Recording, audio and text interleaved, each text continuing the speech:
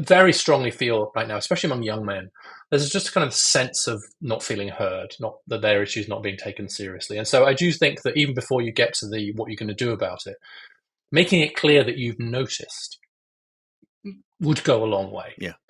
Right. So because like part of living in a healthy society is to make sure that everybody feels like their issues are being treated respectfully and properly, and a lot Yep. of men don't feel that now.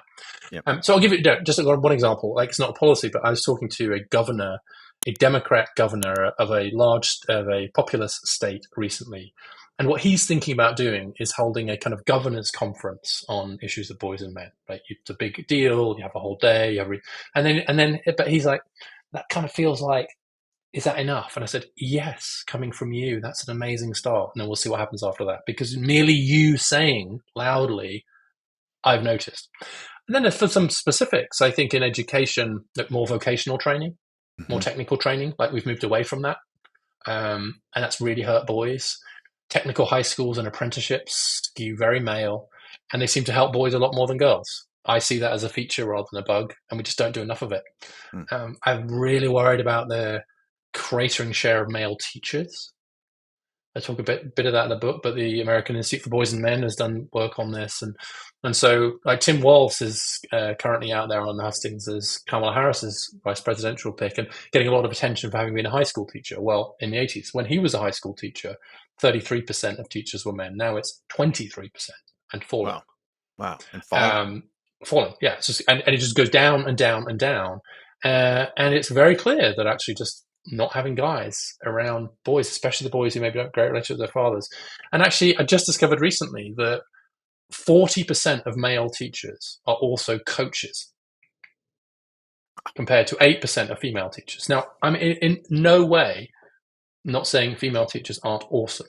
I'm sure I hope I won't be misunderstood on that point. But like when 40% of the guys are also coaching something, isn't that a huge win? And so for every man we have less in teaching, we have 0.4 fewer coaches. In fatherhood, I'm a big advocate of paid leave. That's obviously a very divisive policy issue, but it's got to be for dads as well.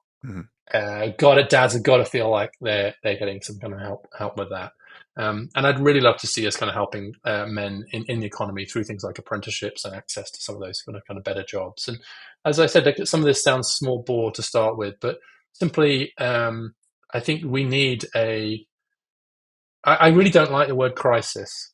I think that in some ways, I think there's a kind of crisis of crises. Right? There's a climate crisis, there's a mental health crisis, there's a crisis everywhere you look. And so I'm very careful about my language here. But I would say that what's happening to the loss of life from suicide among men and the massive rise among young men, I think that is a crisis. I don't know how we can lose like as many men every year to suicide as we lost in Vietnam.